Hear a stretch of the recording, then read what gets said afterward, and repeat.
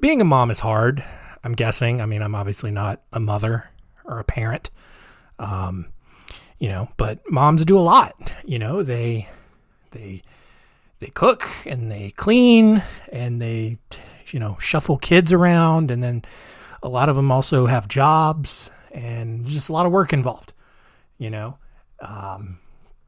and mothers are highly appreciated. And that is why we have Mother's Day, so that we can forcibly appreciate them at least once a year. But obviously, not every mother in history has been a great mother. While most serial killers and murderers typically turn out to be men, there are some women killers out there. And we're going to look at 3 horrible moms from history this week on Our Weird World. Our Weird World.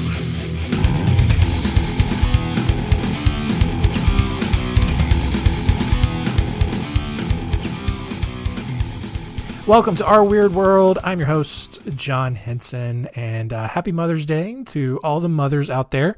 Happy Mother's Day to my mother, who will inevitably listen to this episode in about 3 years, just because she's very slow to catch up on all my content. She knows I'm joking. It's fine. It's fine. Seriously.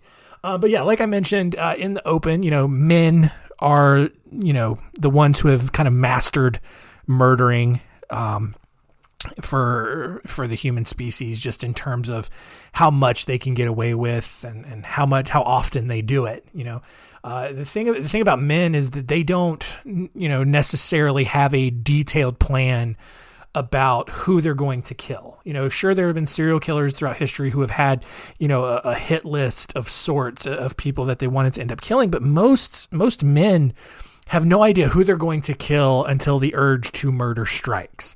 On the other hand, women have absolutely 100% mastered the art of killing their entire family. The overwhelming majority of women do not kill random strangers. They kill their family.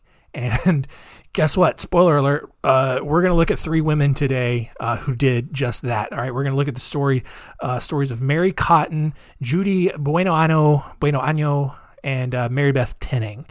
And so, look, you know what's coming.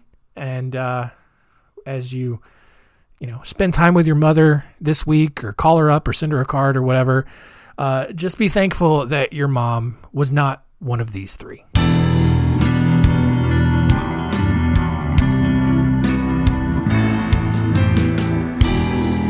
Story time.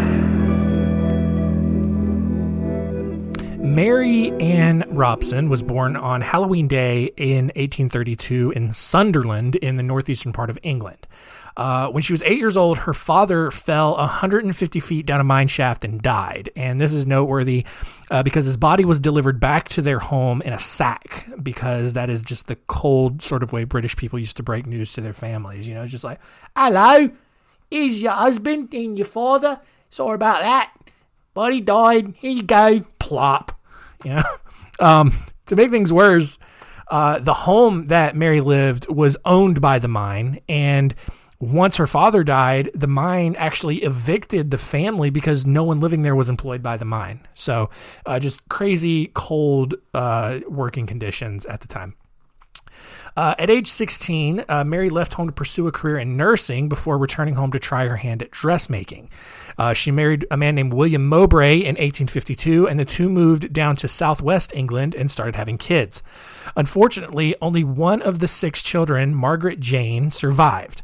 And when the couple returned to the Sunderland area, they had 3 more kids. And shortly after they arrived back in Sunderland, Margaret Jane died and was replaced by another Margaret Jane. Right? So this is going to get pretty confusing pretty fast. So just let's recap real quick.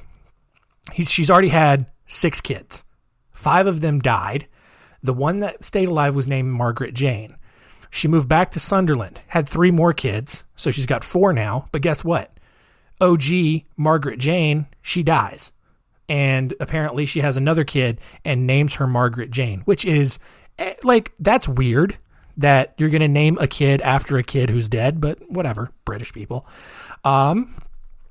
William Mowbray himself died from an intestinal issue in January of 1865, leaving Mary with, at the time, one kid instead of a family that could have been as big as 11 at this point. Fortunately for Mary, all of the deaths were insured by British and Prudential Insurance, giving her a modest payout to cover her expenses. Following William's death, she moved to a small town south of Sunderland where Margaret Jane No. 2 died, and now leaving her with only one child out of a possible 9 at this point. All right. So she's had 9 kids up to this point. All of them have died except for one. Mary quickly got back on her feet and met George Ward, a patient at the Sunderland Infirmary where she worked. Despite his poor health, the two got married, and George died a year later of cholera and typhoid.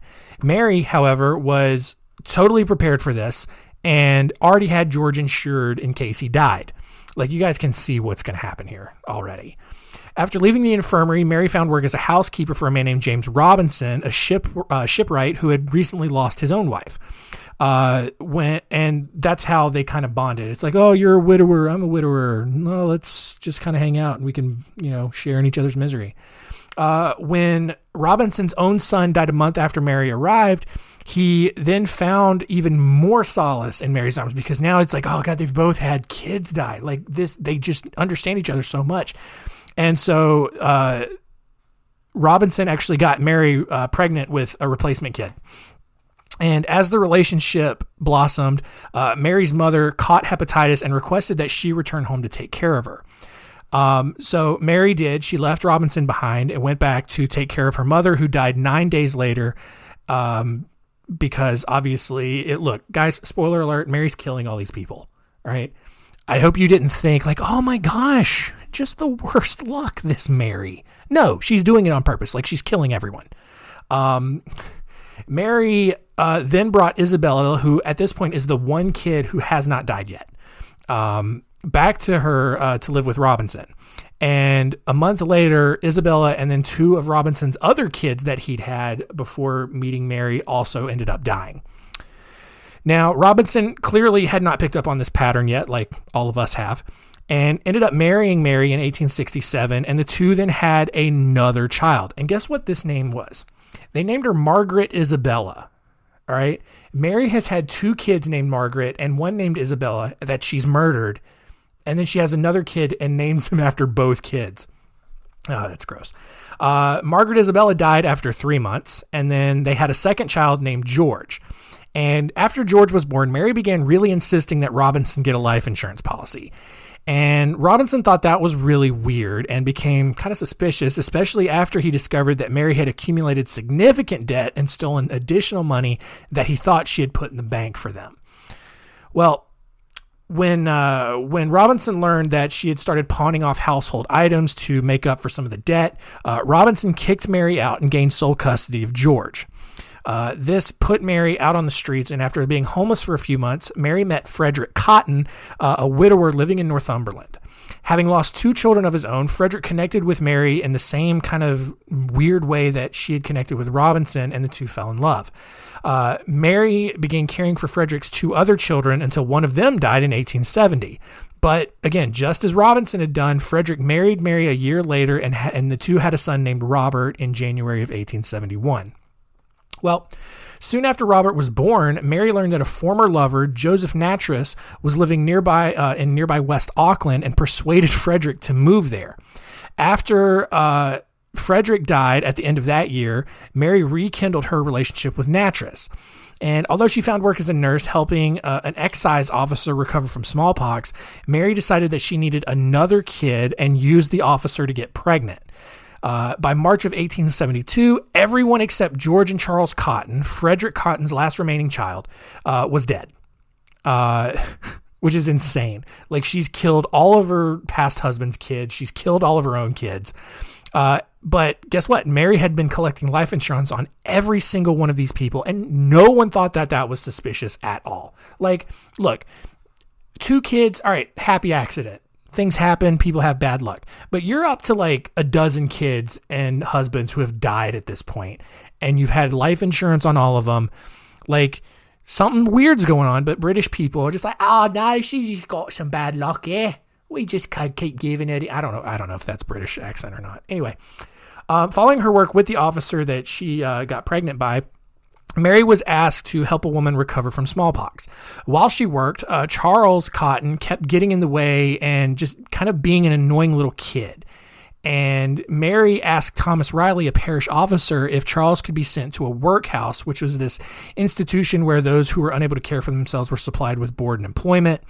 And Charles thought that was odd, but told her, or the officer thought that was odd, but told Mary that she would need to accompany the boy to the boarding house.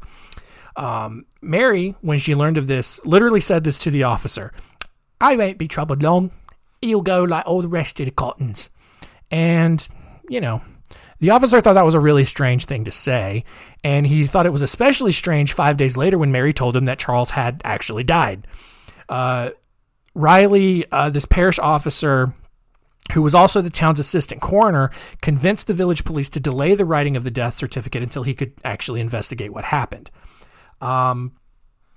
He really thought it was strange then when he learned that Mary had gone to the insurance office first after Charles's death rather than a doctor. Because like when your kid dies, you should probably take him to a doctor or some sort of medical professional rather than go to your insurance office and cash a check. When word got out, journalists looked into Mary's life and realized that she had moved all over England and lost every husband and child she'd ever had. And then after the doctor who had treated Charles handed over samples containing arsenic, Mary was then finally arrested and charged with murder. After her trial was delayed so that they could wait on the arrival of her 13th child, which she also named Margaret. Mary was found guilty after roughly 90 minutes of deliberation from the jury, despite maintaining her innocence. Like, Mary the whole time was just like, I didn't do it. They all died on their own. I don't know what happened.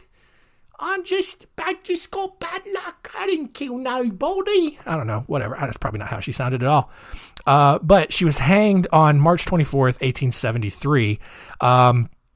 But one weird thing about her execution, rather than having her neck broken, as would normally happen when someone was hanged, Mary actually choked to death on the rope.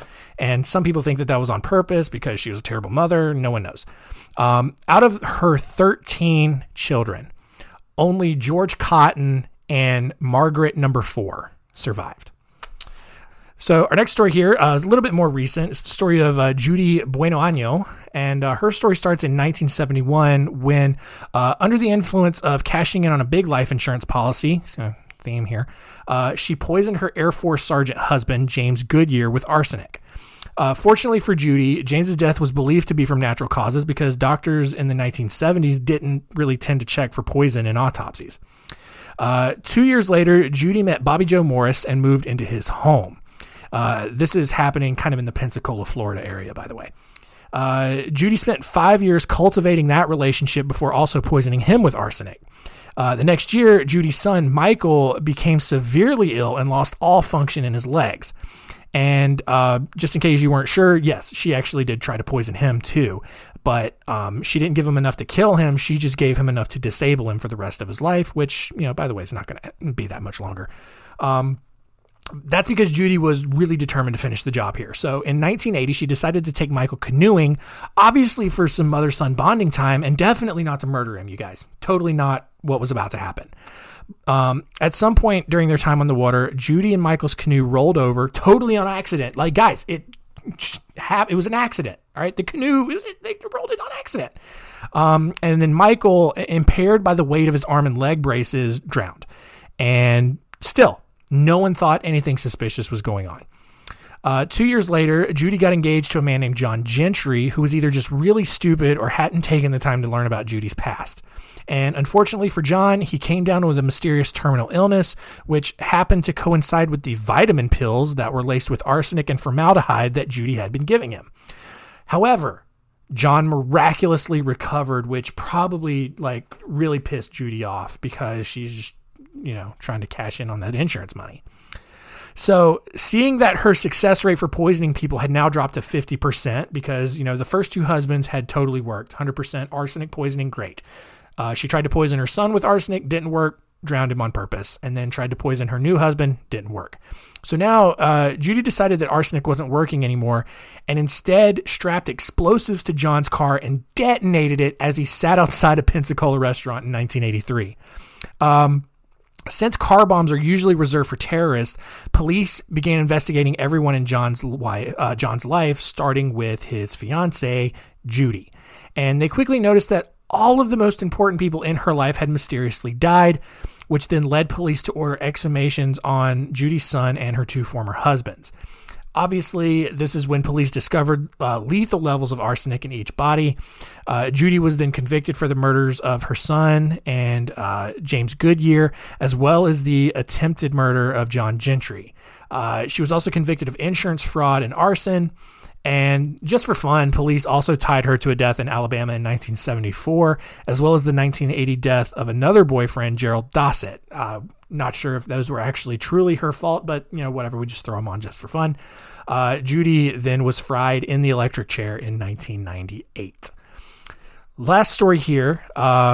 Mary Beth Rowe was born on September 11th, 1942 in the small town of Duanesburg, about an hour east of Cooperstown, New York. While her father was off fighting in World War II and her mother was working to support the family, Mary Beth was left in the care of various relatives. One day, an elderly relative told her that she was an accident and that her parents never actually wanted her to begin with. And look, on the list of things you should never say to a child, that is probably right up there at the top. I don't know if it's number one. There are probably a lot of crazy things that you should never say to a child, but that's definitely you were an accident, your parents never wanted you. That's probably something you really shouldn't say. After graduating high school, Mary Beth worked various jobs before getting consistent work as a nursing assistant in nearby Schenectady. In 1965, she married Joseph Tinning after the two met on a blind date, and the happy couple quickly got to work on making babies. Their first daughter, Barbara, was born in 1967, and then Joseph Jr. was born 3 years later. In 1971, their third child, Jennifer, was born, but died 8 days later after a hemorrhagic meningitis and several abscesses formed on her brain. A month later, Joseph Jr. died of a heart attack, he was 2 years old, by the way, so that's odd. And then a few weeks later, Barbara died after being placed into a coma to stop violent convulsions that had developed out of nowhere. The cause of death for Barbara was listed as Reye syndrome, which was a form of brain damage that has no known causes but is made worse by taking aspirin. Sure. With 0 kids, all of a sudden, she started with 3, and now all of a sudden, Mary Beth has 0 kids. Joseph and Mary Beth hit kind of this proverbial reset button and started over. They gave birth to their 4th child, Timothy, on Thanksgiving Day, 1973, but he died 2 weeks later. Doctors listed the cause of death as sudden infant death syndrome and just probably felt really sorry for Mary Beth and, who had just the worst luck. So after going 0 for 4 on keeping kids alive, the marriage was just in an understandably rocky place, and Mary Beth decided she'd had enough. She began taking pills from a friend's epileptic daughter and spiking Joseph's grape juice with him. In 1974, he was rushed to the hospital after Mary Beth told doctors he had overdosed on sedatives. But fortunately, he made a full recovery, and Mary Beth actually even openly admitted trying to murder him. He's like, I tried. I did it on purpose. You weren't just sick randomly. I tried to murder you. And despite that, Joseph declined to press charges and even chose to work through their marital problems, which, come on, guys, that's what Jesus would have done. If Jesus's girlfriend, he didn't have a girlfriend, but if he had a girlfriend and his girlfriend tried to kill him, Jesus probably would have gotten back with her and tried to work things out. So, Charles did the right thing. The next year, the Tinnings welcomed Nathan into the world, who then died a few months later after Mary Beth left him in the car for a moment to run into a store. In 1978, the couple decided to adopt this time because clearly having kids the natural way wasn't working. And so they adopted a kid named Michael. And then a few months later, they had a 7th child, Mary Frances. Guess what happened? You guys? 3 months later, Mary Frances was rushed to the emergency room, which just so happened to be directly across the street from their apartment. Come on. Wouldn't you move into an apartment across the street from a hospital if all your kids kept dying? Yeah, probably. Nurses there reported that they successfully, quote, aborted SIDS. I didn't even know that was a thing. How do you reverse sudden infant death syndrome? If it's sudden, it's really hard to reverse it or abort it. I don't know. That's weird. But they were able to revive Mary Frances and keep her from dying. But a month later, Mary Frances was back in the emergency room in full cardiac arrests. Doctors saved her again, but she was left with permanent brain damage, and Mary Beth decided to take her off of life support 2 days later. But don't worry, you guys. Don't worry. Mary Beth gave birth to a boy named Jonathan later that fall, but then he died in March of 1980 after a 4-week stay on life support. A year later, Michael, the adopted kid who had somehow managed to survive more than a few months, was taken to the hospital after he fell down the stairs. Sure he did. He died in his sleep a month later. At that point, all right, now that the adopted kid died, people really stopped thinking that the persistent, albeit stubborn and severely short-sighted Tennings were passing on some weird fatal genetic condition to their kids and really started to believe that something fishy was going on. Still, Mary Beth kept having kids and no one could stop her. All right. That's one of the problems with living in a free country. People can have as many kids as they want and murder them and until they get caught. But people who shouldn't have kids are just allowed to have all the kids. And look, there are a lot of things wrong with China, but that whole, cap at 2 kids they had there for a while, I don't think they're doing it anymore. But the whole thing they had for a while, I don't know, that's pretty smart. I don't know, we should probably adopt that at some point because, there's too many people, you guys. There's too many people running around, and a lot of them are pretty stupid. So, look, I get it. Like, Hitler and communist China kind of ruined that ideology. And so, you can't really advocate for that, but man, there's some positives in that. Anyway, let's get back to the story. In August 1985, Mary Beth gave birth to Tammy Lynn, who died 4 months later after being smothered. Police initially thought it was SIDS, but, they figured out that Tammy Lynn had been smothered to death. And that's because the day Tammy Lynn died, the Department of Social Services finally paid a visit to the Tennings house. And Mary Beth, who at this point, if you know anything about baseball, she legitimately looked like a female version of Buck Showalter, who was a former major league manager for several teams. I thought that was just funny when looking at her picture. But she and Joseph were taken to the Schenectady Police Department for separate questioning. Mary Beth confessed to killing Tammy Lynn, Timothy, and Nathan, which, I mean, you weren't surprised at all, were you? I know I buried the lead on this one, but you're not surprised that she confessed to that, right? Mary Beth was considered a suspect in the deaths of her other 8 children, but they actually ruled out Jennifer's death since it had occurred before the child had been discharged from the hospital. Her trial began on June 22nd, 1987, and the prosecutor brought in 2 expert witnesses, the president of the SIDS Foundation and the doctor who performed the autopsy, and concluded that Tammy Lynn had been smothered to death with a pillow, right? Because I mentioned that before. After 23 hours of deliberation, Mary Beth was convicted of second-degree murder, which what that means is that the jury truly didn't believe that she had smothered her kid on purpose, but instead, quote, had a depraved indifference to human life, which, I mean, sounds about right. But also, how do you accidentally smother a kid, but then also just kind of have this indifference toward keeping someone alive? It's really strange. I don't understand that at all. She was sentenced to 20 years to life in prison for that. Joseph, her husband, who may be the most ignorant person in the history of history, stood by his wife and even claimed her innocence despite even his own testimony to state police that Mary Beth had confessed to killing Tammy Lynn. He's like, it's like, I don't know why he has a Southern accent if he's from upstate New York, but whatever. This is my story. I can do whatever I want. He's like, I know she killed Tammy Lynn, but man, I think she done did it. She done didn't do it. She told me she did it, but I don't think she did it. I think something else happened. I think she just got bad luck. She feels guilty for having a bad snatch. Her crotch fruit done come out rotten. she can't help it. We done kept trying to have kids, and we just got some bad luck, and that's all right. But man, I'm telling you, I don't think she killed them kids. I think Jesus just don't want us to have kids. It's just bad luck, I think. Anyway, whatever. In 2011, Mary Beth actually stood before a parole board for the third time and tried to explain herself. And this is what she said. After the deaths of my other children, I just lost it. I became a damaged, worthless piece of a person, and when my daughter was young and my state of mind at the time, I just believed that she was going to die also. So I just did it. Well, yeah. Yeah, of course she was going to die because you had been murdering the other kids.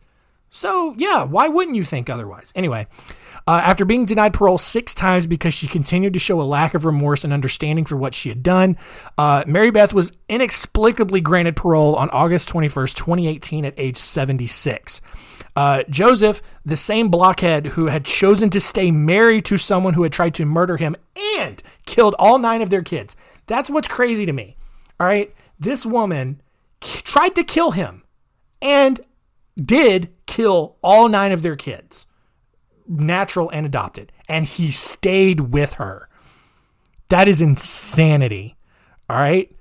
Like, look, I don't want to virtue signal here. And I don't want to say that I'm better than this guy, but look, I'll give you an accident if the first kid dies. That's traumatic. I get it. But after you openly confess to trying to kill me, I'm out, dude. I'm out. I'm cutting my losses and I'm out. No, this guy, she tried to kill him, definitely killed all 9 of their kids, and he stayed with her. That's insane. And he was there to greet her upon her release from prison. And she's still alive, at least as far as I know right now. And she's under parole supervision and must attend domestic violence counseling, which how do you counsel an 80-year-old some odd woman for domestic violence? That's insane. Like, she's just this evil, angry old woman who killed all of her kids, and she's just out. She's out now. And that's insanity.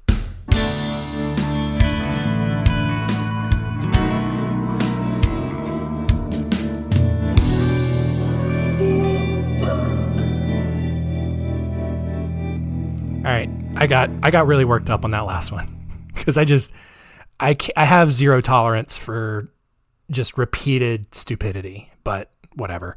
So yeah, there you go. 3 stories from 3 really bad moms from history. All right, just I hear it from moms all the time. Like, there's nothing like the bond between a mother and her child, and like, okay, sure, whatever. So I don't understand how it's humanly possible to kill your own kid on purpose.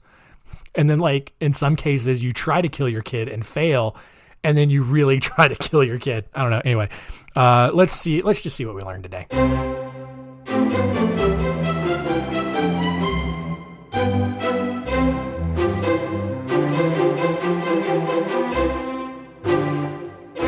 What did we learn? Number 1, Mary Cotton had a bunch of kids.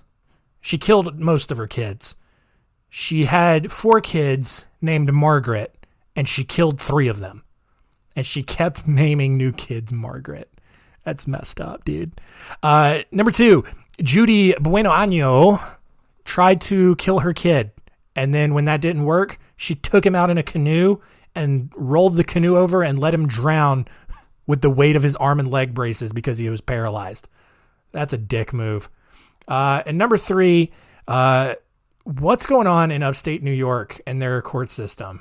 Like, there's a woman who is out free right now, albeit on parole, who killed all of her kids and tried to kill her husband. And she's free. She's free right now.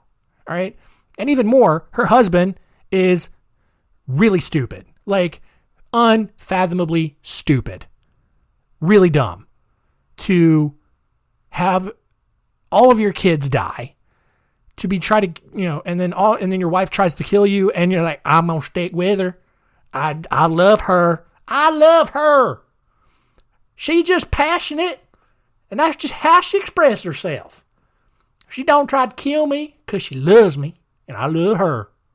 And that's, I don't know why, like, I think just I equate a Southern accent to stupidity, even though if you've spent any time up north, like a Northern accent sounds incredibly stupider, much more stupid. That's the word, than a Southern accent, but whatever. That's just what I went with. It's my show. I can do whatever I want.